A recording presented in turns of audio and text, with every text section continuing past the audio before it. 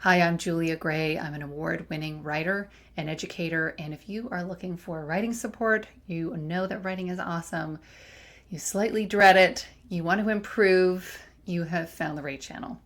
So today I am going to talk about the myth of the perfect first draft and what you can do about this myth.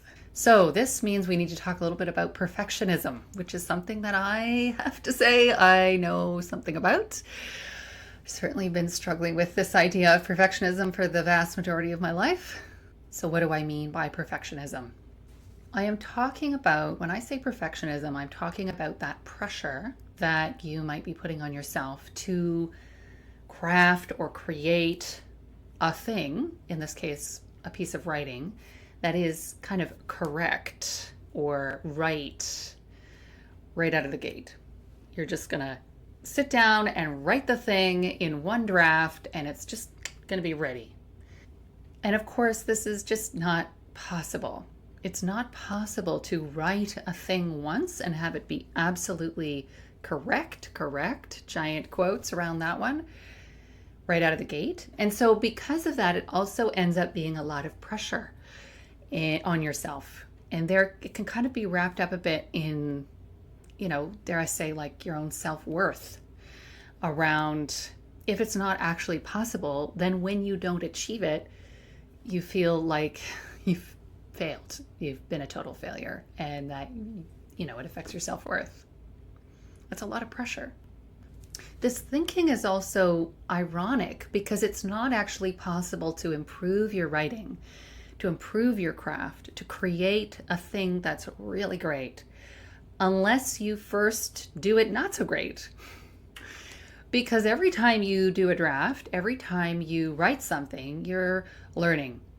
Again, kind of ironic that there might be this assumption that, it's going to be perfect right out of the gate, when in fact it's through the process of having to rewrite things that you learn, you become a better writer, you develop better technique, and then you ultimately produce a better piece of writing. I like to think of it as like a baby. Have you ever watched a baby learn how to walk? They're not just standing up and, taking their first 8 steps and off they go and they're ready to run a marathon. It just doesn't work that way. They, first they have to figure out how to stand, and there's probably a lot of wobbling. There's certainly a lot of falling.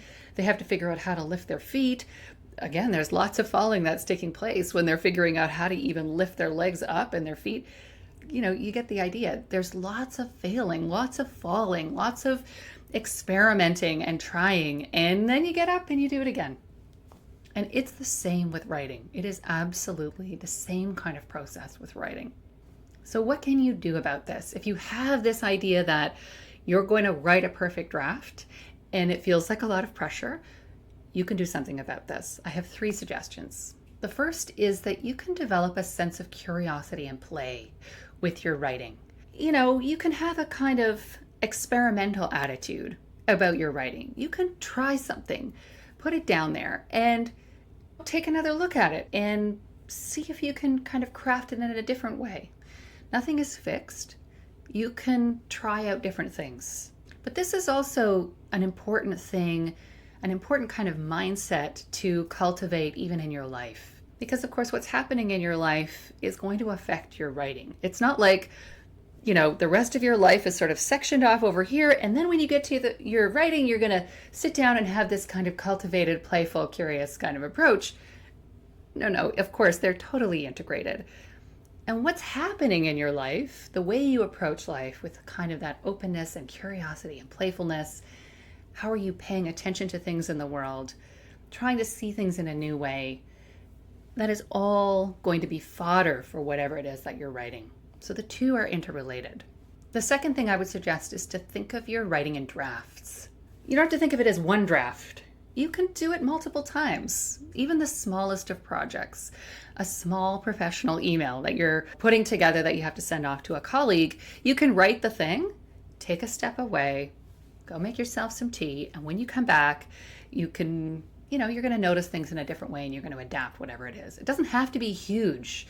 Sometimes we think, oh, writing in drafts, it means it's going to be this long, drawn out process. And depending on the project, it might be. You may have to give yourself a long time to write whatever it is that you're writing, but it doesn't have to be that way. A draft could just be that opportunity to step away and come back at it with fresh eyes so that you can adjust whatever it is that you've written. This is where the kind of getting it wrong, again, giant quotes, comes into play, right? If you think of it in drafts, if you have that kind of draft mindset, then you craft something and you come at it again with a new perspective and fresh eyes. And the third suggestion is just go for it. Just give it a go. You definitely can't edit or revise something if you don't have something down on the page. I'd say just give it a go. So if you get anything from this video, I would say the big takeaway is work on your mindset. I know that's sort of like all the big fancy coaches like to use this term, mindset. You have to have a growth mindset. You have to do whatever.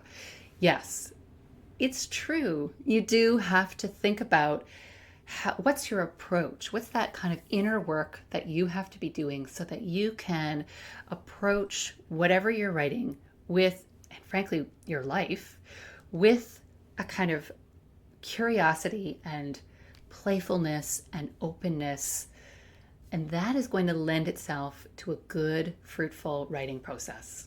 And you can notice when that perfectionism kind of creeps in. You can kind of, feel it. You can see it there. It's like, no, I see you there. Go away.